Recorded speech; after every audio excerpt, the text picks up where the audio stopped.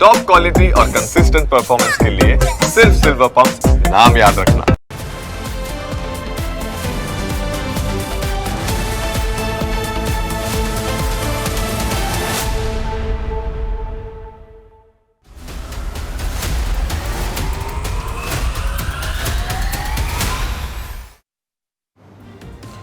$770 દિવસ 27 નિર્દોષ જીવ 16 આરોપીઓની સંડોવણીને હજુ ન્યાય માટે જોવાતી રહી. આ વાત ગુજરાતના સૌથી મોટા અને હચમચાવી નાખનારા રાજકોટના અગ્નિકાંડની છે. આ 2 વર્ષમાં ઘણું બદલાયું. અધિકારીઓ જેલ ભેગા થયા, જામીન પર બહાર આવ્યા, એસઓપી બની અને ગેમ ઝોનને તાળા પણ લાગ્યા.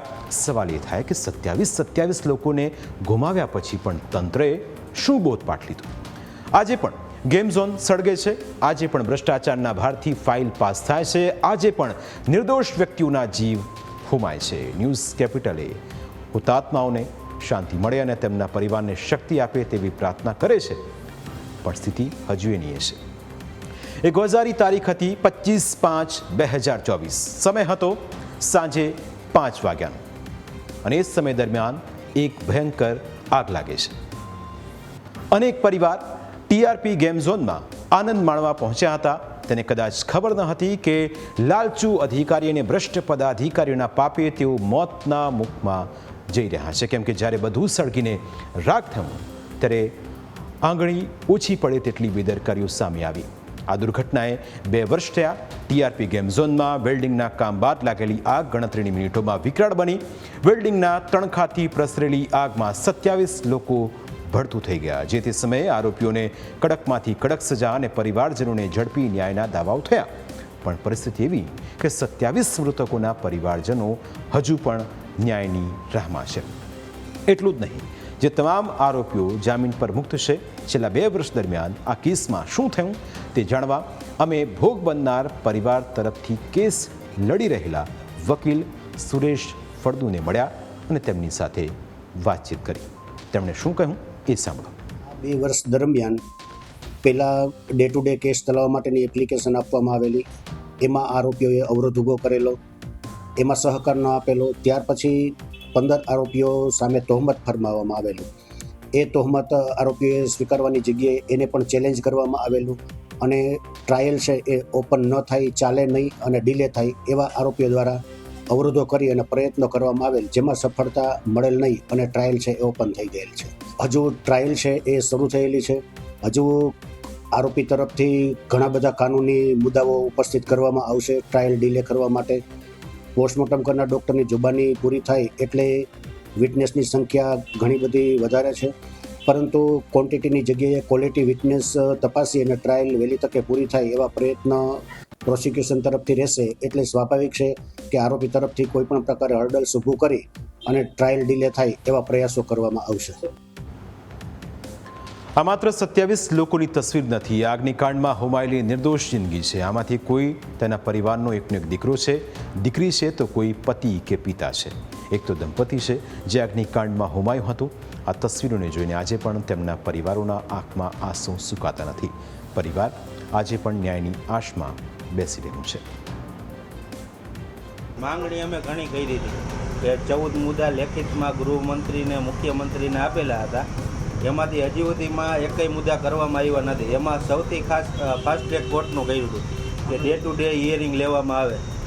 ડે ટુ ડે હિયરિંગ હજી સુધીમાં કરવામાં આવ્યું નથી. અને એથી વધારે અત્યારે લાગત કેસમાં જેટલા હતા બધા મેમ્બરને જામીન આપી દેવામાં આવ્યા છે. જામીન મળ્યા પછી અત્યારે જે કેસમાં સાક્ષી રહ્યા ને એ સાક્ષીને ધમકાવવામાં આવે છે.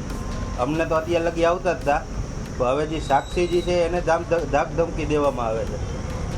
અને આમાં હવે જોતાં એવું લાગતું નથી કે કોઈ જાતનો ન્યાય મળે કે ભાઈ તમે તમારી રીતે લડે રાખો, તમે તમારી રીતે પૂછે મરી રાખો, આમાં કંઈ ફેર પડવાનો નથી અમારામાં. હવે સરકારે પણ આશ્વાસન આપ્યું હતું, હવે હજુ ન્યાય નથી મળ્યો એવું છે.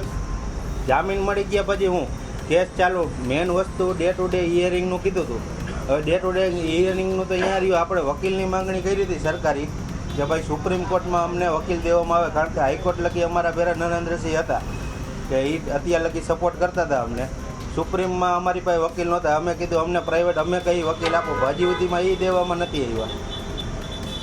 એટલે જામીન મળી ગયા 100%. હવે શું તમારી માંગણી આશા? ડે ટુ ડે હિયરિંગ અને આ કેસમાં જે પણ સાક્ષી છે એ લોકોને પૂરતી સુરક્ષા દેવામાં આવે, એટલે હજી આમાં વધારે પડતા છેડા ન કરી શકે. આ જે સાક્ષીઓ છે, કુલ આ કેસમાં 365 સાક્ષીઓ છે. તો 365 કરતાં વધુ સાક્ષીઓ હોય ત્યારે અને આટલી 27 લોકોના મૃત્યુ થયા હોય તો એવા સંજોગોમાં કેસ જે છે એ ઝડપથી ચાલવો જોઈએ.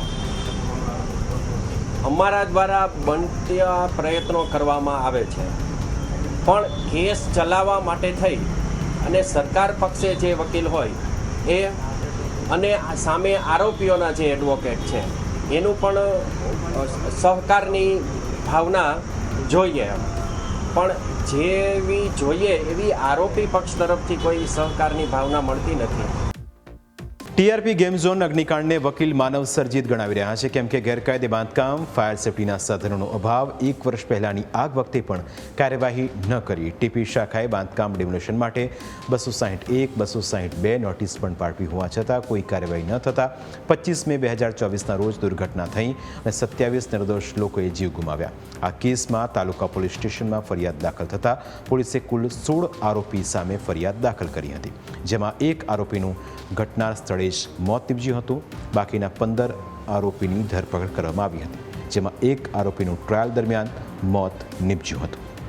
અગ્નિકાંડના આરોપીઓને પણ ઓળખી લો. ટીઆરપી ગેમ ઝોનના સંચાલકો ધવલ ભરત ઠક્કર ધવલ કોર્પોરેશનના પ્રોપરાઇટર છે. રેસવે એન્ટરપ્રાઇઝના ભાગીદારો Ashoksinh Jagdishsinh Jadeja, Kiritsinh Jagdishsinh Jadeja, Prakashchandra Kanhaiyalal Hiran, Yuvrajsinh Harisinh Solanki, Rahul Lalitbhai Rathod, game zone manager Nitin Mahavir Prasad, Rajkot મહાનગરપાલિકાના તત્કાલીન TPO Mansukh Dhanjibhai Sagathiya, assistant TPO Gautam Joshi, Mukesh Makwana, Kalawad road fire સ્ટેશનના fire station officer Rohit Vigora, TP શાખાના એન્જિનિયર અને ATPO Jaydeep Balubhai Chaudhary, Rajeshbhai Narsinhbhai Makwana, chief fire officer Ilesh Valabhai Kher, deputy chief fire officer Bhikha Jivabhai ઢેબા અને ગેમ ઝોન ખાતે ફેબ્રિકેશનનો કોન્ટ્રાક્ટ રાખનાર મહેશ અમૃત રાઠોડ સામે ગુનો નોંધાયો હતો અને તેમની સામે પણ કાયદેસરની કાર્યવાહી કરવામાં આવી હતી. હવે આખા ઘટનાક્રમને સમજીએ અને આ 2 વર્ષ દરમિયાન શું થયું એ પણ સમજવા જેવું છે, જેના પરથી આપને વિગતે ખ્યાલ આવશે કે કઈ તારીખે શું થયું હતું અને કયા પ્રકારની ઘટના એ સમયે બની હતી. 25 મે 2024ના રોજ અગ્નિકાંડ થયો, જેમાં 27 લોકોના મોત થયા હતા. 26 મે 2024 ગેમ ઝોન સાથે સંકળાયેલા લોકોની પૂછપરછ કરવામાં આવી હતી. 27 મે 2024 ગુજરાત હાઈકોર્ટમાં સુઓ મોટો પર સુનાવણી કરવામાં આવી. આરએમસીના 8 અધિકારી સસ્પેન્ડ કરવામાં આવ્યા. મનપા અને પોલીસ કમિશનરની બદલી કરવામાં આવી હતી. 29 મે 2024 યુવરાજસિંહ સોલંકી, નીતિન જૈન અને રાહુલ રાઠોડની તે જ સમયે ધરપકડ કરવામાં આવી હતી. 31 મે 2024 ગૌતમ જોશી, મુકેશ મકવાણા, મનસુખ સાગઠિયાની પણ ધરપકડ કરવામાં આવી હતી. 6 June 2024 deputy chief fire officer Bhikha Dheba સામે એસીબીમાં ફરિયાદ અપ્રમાણસર મિલકત હેઠળ થઈ હતી. 7 જૂન 2024 ક્રાઇમ બ્રાન્ચે બીજેપીના કોર્પોરેટર નીતિન રામાણીની પણ પૂછપરછ કરી હતી.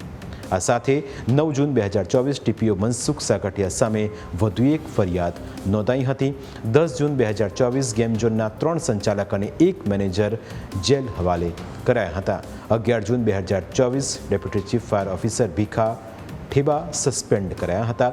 16 જૂન 2024 એટીપીઓ રાજેશ મકવાણા અને જયદીપ ચૌધરીની ધરપકડ કરવામાં આવી હતી. 22 જૂન 2024 રાજકોટ મનપાના સીએફઓ ઇલેશ ખેર, ડેપ્યુટી સીએફઓ ભીખા ઠેબા અને બિલ્ડિંગનું કામનું સુપરવિઝન કરનાર મહેશ રાઠોડની ધરપકડ કરવામાં આવી હતી.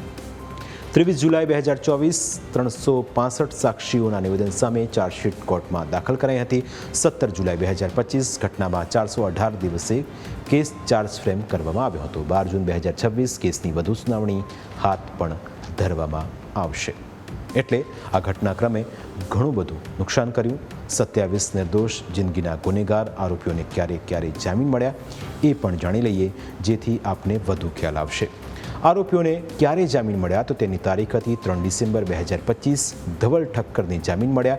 21 નવેમ્બર 2025 નીતિન લોઢાને જામીન મળ્યા. 26 નવેમ્બર 2025 યુવરાજસિંહ સોલંકીને પણ જામીન મળ્યા.